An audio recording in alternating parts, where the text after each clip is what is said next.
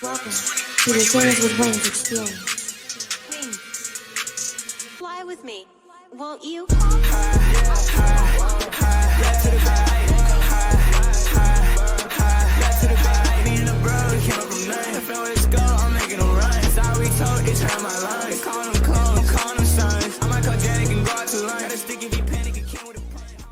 Peace. What's good, guys? How's it going? Hope you guys are doing well. We are going to do a 2-for-1 video today.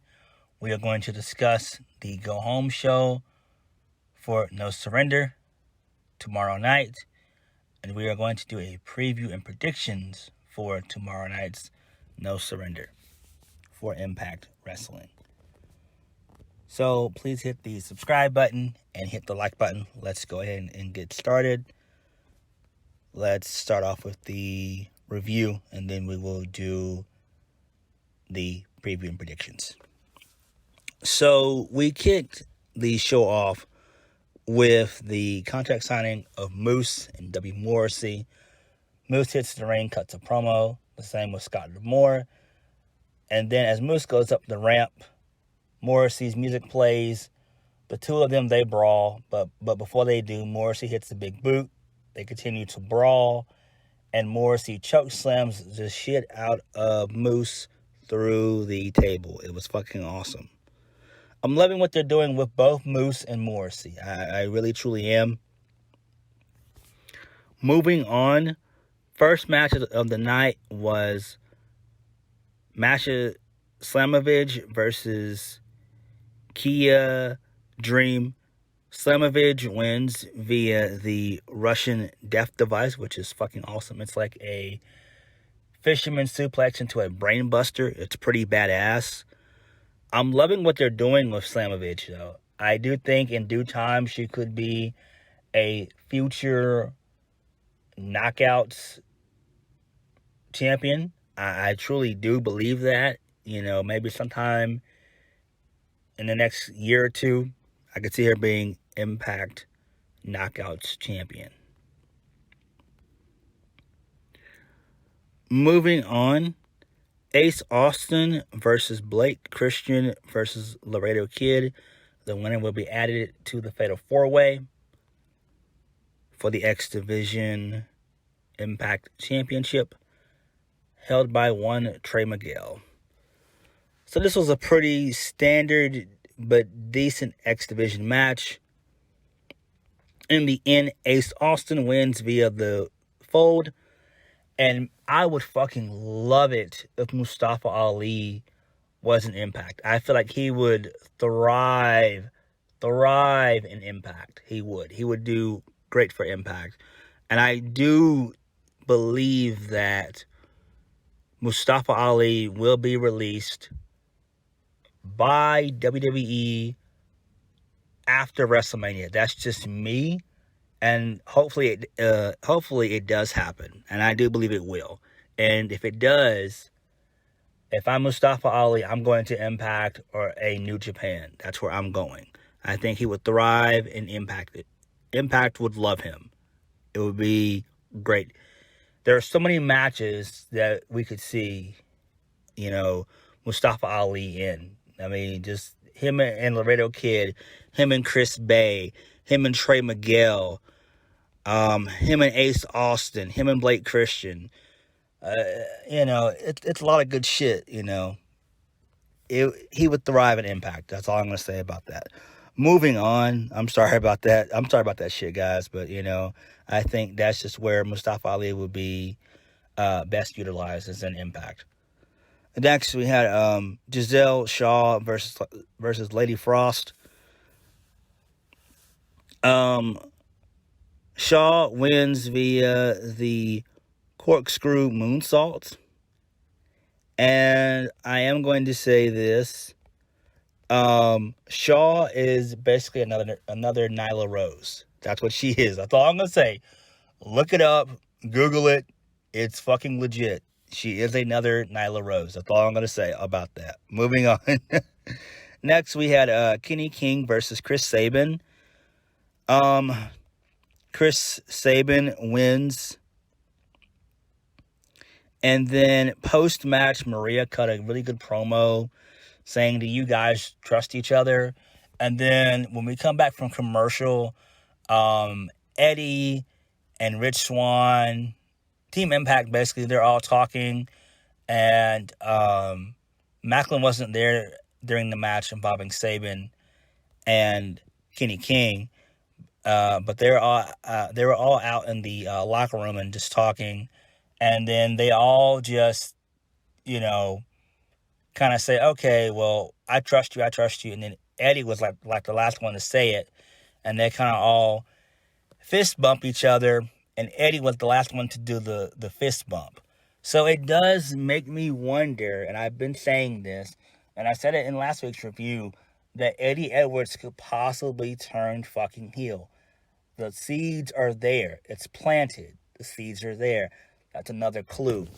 So we will discuss that when we get into the preview and predictions. Moving on. Then we had Tasha Steelz and Savannah Evans versus Mickie James and Chelsea Green. Tasha Steelz pins Mickie James, and I'm fucking pissed. It doesn't make any sense. That is some WWE type of shit. It's bullshit. It didn't need to happen. Why in the fuck couldn't Savannah Evans take the pin? It makes no sense. Mickie James is a champion. I don't want my fucking champions to lose, especially 2 days. 2 days for a Impact Plus event. It doesn't make any fucking sense. It's bullshit. It truly is bullshit. Then the main event, Bullet Club versus Violent by Design. The Bullet Club wins.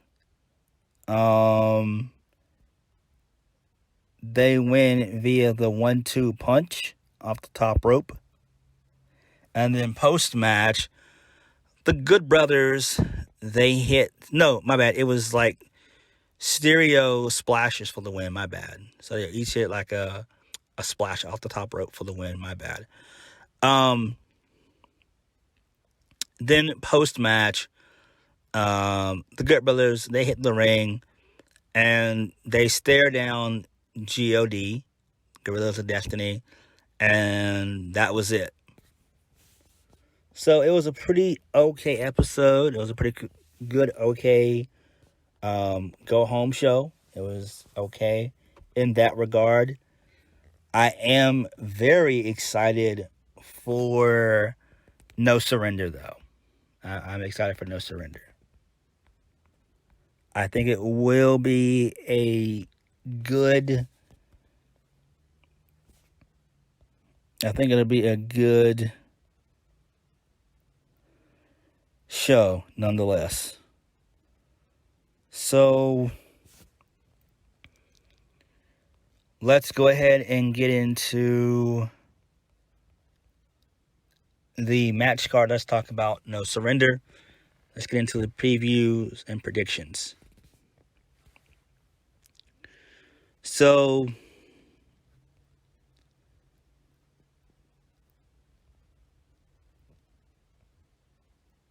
we have Matt Cardona versus Jordan Grace for the Impact Digital Media Championship. Matt Cardona will retain. Then we have Deonna Purrazzo. She's got an open challenge. I don't know who that could be. I really don't know. I'm thinking it could be maybe like an Ember Moon, maybe a Mia Yim. Something along those lines, possibly. So that's kind of interesting. Those are my two picks. I don't really know who else to kind of pick out there.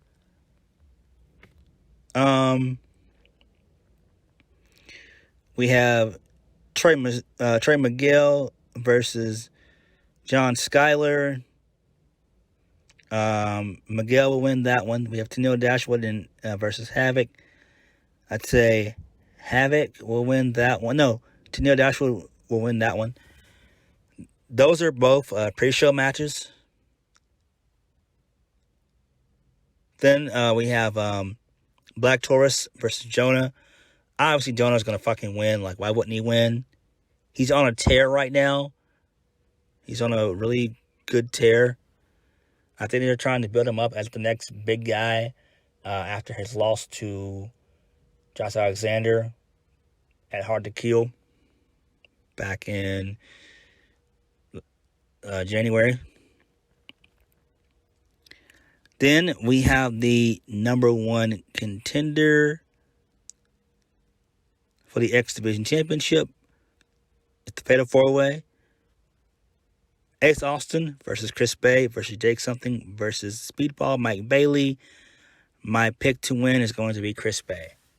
I mean, I like Ace Austin. I'm proud of Ace Austin, but I'm loving what fucking Chris Bay is doing with the Bullet Club. I'm loving this shit. It's really, really good fucking good shit.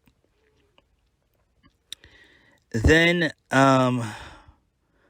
we have Guerrillas of Destiny versus the Good Brothers for the Impact World Tag Team Championships. Guerrillas of Destiny. They have to win this shit. They have to win. They need to win. It makes the most sense. Next, we have Mickie James versus Tasha Steelz for the Impact Knockout Championship. Mickie James will retain, obviously. Then we have Eric Young versus Jay White, which should be a good match. Jay White's going to win hands down. Like, why would he lose? It doesn't make any sense. Then we have Moose versus W Morrissey for the Impact World Championship. Moose is going to win. He's going to retain. And I do think that we will see an appearance made by Samoa Joe. I do think that Samoa Joe, without a shadow of a doubt, make his appearance and make his presence known at No Surrender. It makes sense because if you think about it, let's say Josh Alexander cannot resign or he's not going to resign. You have to have someone to fill that void. And the only one that can fill that void is Samoa Joe. So, there's that. Then we have, I think it could be the main event, which it probably will. We have Team Impact featuring Chris Saban, Eddie Edwards, Rhino, Rich Swann, and Steve Macklin versus Honor No More featuring Matt Taven, Mike Bennett, PCO, Vincent, and Kenny King. Honor No More is going to fucking win, and I do believe that we will see Eddie Edwards turn heel and align himself with Honor No More. I just see Eddie turn heel. I just see him turning heel. It makes the most sense. It's time for it. If you think about it, guys, Eddie's been face for a long time. I believe he's been face for about a good 4 years. He's been face, I would imagine, I think since 2018. That's a long time to be a fucking face. That's a long time. Like, even he was heel in his early Impact days. Like, back in 2014, he was kind of heel as well. But he does need to kind of go full-fledged heel, in my opinion. I did think that it would be pretty cool to see him, turn on Impact like that. I think it would make for a great story. It really would. And it would get people talking. It truly would. So on that note, thank you guys for watching. Please hit the like button, comment down below, and subscribe for my videos. I'll catch you guys later. Do not forget, I will be doing a review for tomorrow afternoon's Elimination Chamber. That will be up tomorrow sometime. So I'll catch you guys later. Peace.